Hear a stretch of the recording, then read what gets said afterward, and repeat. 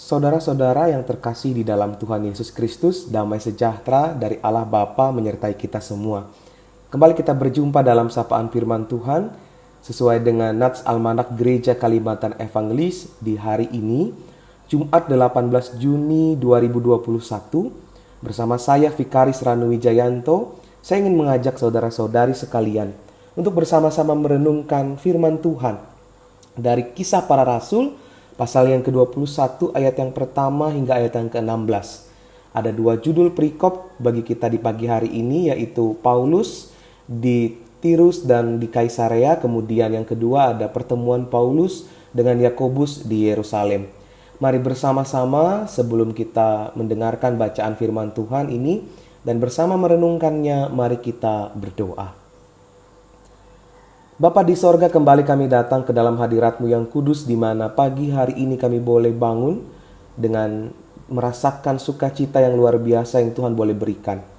Dan biarlah ya Bapa, di pagi hari ini kami bersama-sama akan meluangkan waktu kami sejenak untuk merenungkan sapaan firman-Mu di tempat kami berada pada saat ini dan di waktu kami masing-masing yang kami luangkan di hari ini. Dan kami kiranya masing-masing biarlah dikuasai oleh Roh Kudus dan biarlah Tuhan berbicara di dalam hati kami, karena kami semua pada saat ini telah siap untuk mendengarkannya. Amin. Saya akan bacakan firman Tuhan, demikian bunyinya. Sesudah perpisahan yang berat itu, bertolaklah kami dan langsung berlayar menuju Kos. Keesokan harinya sampailah kami di Rodos dan dari situ kami ke Patara. Di Patara kami mendapat kapal yang hendak menyeberang ke Fenisia. Kami naik ke kapal itu lalu bertolak. Kemudian tampak di Siprus di sebelah kiri, kami melewatinya dan menuju ke Syria. Akhirnya tibalah kami di Tirus, sebab muatan kapal harus dibongkar di kota itu. Di situ kami mengunjungi murid-murid dan tinggal di situ 7 hari lamanya. Oleh bisikan Roh Kudus, murid-murid itu menasihati Paulus supaya ia jangan pergi ke Yerusalem. Tapi setelah lewat waktunya, kami berangkat meneruskan perjalanan kami. Murid-murid semua dengan istri dan anak-anaknya, mereka mengantar kami keluar kota. Dan di tepi pantai kami berlutut dan berdoa. Sesudah meminta diri, kami naik ke kapal dan mereka pulang ke rumah. Dari Tirus, kami tiba di Ptolemais dan di situ berakhirlah pelayanan kami sembari memberi salam kepada saudara-saudara dan tinggal 1 hari di antara mereka. Pada keesokan harinya, kami berangkat dari situ dan tiba di Kaisarea. Kami masuk ke rumah Filipus, pemberita Injil itu, yaitu satu dari ke-7 orang yang dipilih di Yerusalem, dan kami tinggal di rumahnya. Filipus mempunyai 4 anak darah yang beroleh karunia untuk bernubuat. Setelah beberapa hari kami tinggal di situ, datanglah dari Yudea seorang nabi bernama Agabus. Ia datang pada kami, lalu mengambil ikat pinggang Paulus sambil mengikat kaki dan tangannya sendiri. Ia berkata, "Demikian kata Roh Kudus, beginilah orang yang mempunyai ikat pinggang ini akan diikat oleh orang-orang Yahudi di Yerusalem dan diserahkan ke dalam tangan bangsa-bangsa lain." Mendengar itu, kami bersama-sama dengan murid-murid di tempat itu meminta supaya Paulus jangan pergi ke Yerusalem. Tapi Paulus menjawab, "Mengapa kamu menangis dan dengan jalan demikian mau menghancurkan hatiku? Sebab aku ini rela bukan saja untuk diikat, tapi juga untuk mati di Yerusalem oleh karena nama Tuhan Yesus." Karena ia tidak mau menerima nasihat kami menyerah dan berkata, "Jadilah kehendak Tuhan." Sesudah beberapa hari lamanya tinggal di Kaisarea, berkemaslah kami lalu berangkat ke Yerusalem.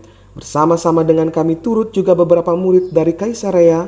Mereka membawa kami ke rumah seorang yang bernama Manason. Ia dari Siprus dan sudah lama menjadi murid. Kami akan menumpang di rumahnya. Amin. Saudara-saudara yang terkasih, setiap kali menjelang peringatan hari kemerdekaan negara kita Indonesia, seringkali kita selalu mendengar kata merdeka atau mati, atau slogan merdeka atau mati, dan dibacakan hampir di setiap penjuru negeri kita dan diucapkan menjadi kata pembuka. dan menjadi kata-kata awal ketika seorang ingin menyampaikan sebuah pidato dalam kemerdekaan bangsa kita.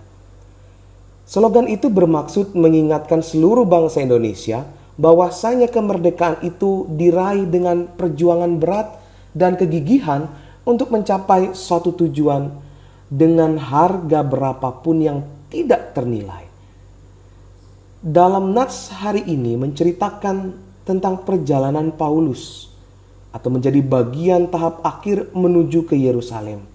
Juga menggambarkan keteguhan dan kegigihannya untuk mencapai tujuan hidupnya dengan harga nyawa sekalipun. Setelah perpisahan yang berat secara emosional dengan tua-tua di Efesus, Paulus kembali dilimpahi kasih persaudaraan Kristen ketika ia dan rekan-rekannya singgah di Tirus. Mereka mengalami pelayanan dan keramah tamahan persaudaraan Kristen di sana. Di tengah-tengah keindahan dan kehangatan kasih persaudaraan ini, Paulus menerima nasihat dari murid-murid untuk tidak pergi ke Yerusalem. Tidak mustahil bahwa Paulus waktu itu mengalami pergumulan kejiwaan yang berat. Betapa tidak, kesengsaraan di Yerusalem itu akan menantinya. Sementara di Tirus, dia mengalami kelimpahan berkat dan dapat terus berguna bagi jemaat di sana. Namun dia tetap pergi untuk mencapai tujuan hidupnya. Sebuah pertanyaan, apakah berarti Paulus tidak taat kepada Roh Kudus? Tentu tidak. Paulus yakin bahwa Roh Kudus memang memimpin dia ke Yerusalem. Sedangkan murid-murid yang berusaha mencegah kepergiannya sebelumnya telah mendapat inspirasi dari Roh Kudus tentang apa yang akan dialami oleh Paulus. Mereka berinisiatif mencegah Paulus karena semata faktor perasaan, faktor emosi, dan pemikiran manusia yang sempit. Puncak pergumulan kejiwaan Paulus dialami ketika murid-murid di Kaisarea sampai menangis ketika berusaha menahan kepergian Paulus. Tangisan itu mengungkapkan betapa mereka mengasihi dan menyayangi Paulus. Ini merupakan daya tarik yang sangat kuat bagi Paulus dan ia pun sempat mengakuinya.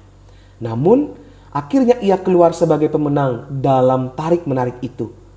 Ia tetap mencapai tujuan hidupnya yang ditetapkan oleh Roh Kudus, yaitu mati karena nama Tuhan Yesus.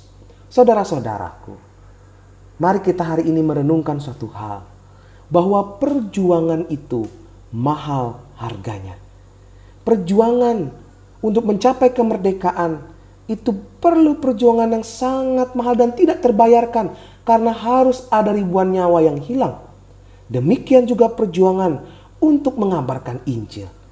Saudara-saudaraku, kabar sukacita atau Injil sampai di tanah Kalimantan itu bukanlah suatu yang mudah.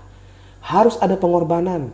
Para misionaris harus mengorbankan harta, nyawa, serta apapun yang mereka miliki untuk mengabarkan kabar sukacita kepada orang-orang yang belum percaya, terkhususnya baik kita, orang asli Kalimantan. Artinya apa? Mereka meneladani satu hal dari apa yang sudah dilakukan oleh Paulus. Mari kita belajar satu hal pada hari ini. Kita belajar untuk keluar dari zona nyaman kehidupan kita saat ini. Mungkin di antara kita yang mendengarkan renungan pada saat ini merasa hidupnya sudah cukup nyaman dengan pekerjaan, dengan jabatan, dengan kekayaan, dengan kesehatan ataupun semuanya serba dicukupi. Tetapi mari kita berpikir bahwa masih banyak orang yang sebenarnya membutuhkan kabar sukacita, membutuhkan pertolongan kita, baik dalam pelayanan kita, baik dalam pekerjaan kita. Secara khusus dalam pelayanan kita untuk mengabarkan Injil atau kabar sukacita itu kepada dunia ini. Saudaraku, satu hal yang pasti, jangan pernah khawatir atas apa yang kita terima pada hari ini, dan jangan pernah sekalipun kita khawatir atas apa yang akan terjadi pada esok hari. Tetapi yakinlah bahwa Allah Bapa pasti menyertai dan memberikan berkatnya kepada kita melalui Roh Kudus. Paulus sendiri telah menjadi teladan. Karena saya teringat dengan perkataan Paulus di dalam Filipi pasal yang pertama ayat yang ke-21. Karena bagiku hidup adalah Kristus dan mati adalah keuntungan. Kita telah dimerdekakan di dalam Kristus. Kita telah dimerdekakan melalui Injil yang sudah diwartakan kepada kita. Dan sekarang tugas kitalah yang mewartakan Injil itu agar tidak terputus. Kiranya Tuhan memampukan kita mengabarkan Injil bagi dunia ini. Amin. Mari kita berdoa. Terima kasih ya Bapa karena kami boleh diajarkan untuk bersama-sama meneladani atas tugas panggilan dan pelayanan yang sudah dilakukan oleh Paulus di tengah dunia ini. Engkau boleh pakai ia melalui panggilan hati yang telah dimantapkan melalui Roh Kudus untuk mengabarkan kabar sukacita atau Injil itu. Kabar Kristus sebagai juru selamat kepada semua orang. Dan terus bersambung hingga pada saat ini dan kami sudah menerimanya. Karena itu ajarkanlah kami di tengah kekurangan ataupun di tengah kelebihan kami untuk dapat Tuhan pakai mengabarkan Injil bagi orang-orang yang belum percaya akan kabar sukacita itu. Terima kasih Tuhan dan ajarkanlah kami untuk tetap setia dalam mempertahankan iman dan pengharapan kami serta kasih kami di dalam Engkau. Kami bersyukur ya Bapa. Di waktu dan di tempat kami berada pada saat ini, kami masing-masing boleh mendengarkan firman-Mu. Kami dari berbagai kalangan, anak-anak, remaja, dewasa, serta orang tua, boleh meluangkan waktu kami untuk mendengarkan kabar sukacita ini. Diberkatilah kami ya Bapa dalam segala hal. Diberkatilah kami dan tuntun kami dalam pergumulan kami, ataupun dalam sakit penyakit kami. Karena kami kenal percaya Engkau Tuhan turut bekerja, memulihkan kami untuk mendatangkan kebaikan bagi kami semua. Aktivitas kami pada hari ini kami menyerahkan ke dalam tangan pengasihan Tuhan agar Tuhan jaga dan berkati senantiasa. Secara khusus di pagi hari ini kami ingin berdoa bagi saudara-saudara kami, bagi jemaat-Mu, khususnya bagi jemaat GKI di Tahujan Ontu. Kiranya ya Bapa Engkau memberkati setiap anggota jemaat yang ada di sana dalam segala pergumulan mereka, dalam segala pekerjaan mereka ataupun dalam pendidikan mereka. Biarlah Tuhan berkati. Biarlah senantiasa Engkau berikan mereka kesehatan dan kekuatan. Terlebih di tengah pandemi COVID-19 ini, biarlah imun tubuh mereka boleh dikuatkan oleh Tuhan. Rasa kedamaian, rasa cinta kasih, dan rasa kesetiaan dan ketaatan kepada Tuhan biarlah senantiasa melingkupi mereka di tengah keluarga mereka masing-masing ataupun di tengah pribadi mereka masing-masing. Pun pula kiranya Tuhan juga memberkati para orang-orang yang terlibat dalam pelayanan-Mu di jemaat Tahujan Ontu. Para pendeta, para majelis, penatua, diakon, guru, sekolah minggu, para koster, siapapun mereka yang terlibat dalam pelayanan, biarlah Tuhan senantiasa Engkau berkati. Biarlah juga Tuhan memberkati dan menyertai setiap program jemaat yang ada di Tahujan Ontu. Biarlah campur tangan Tuhan memberikan mereka hikmat agar capaian dan hasil itu boleh mereka dapat dan mereka raih atas perkenanan daripada Tuhan.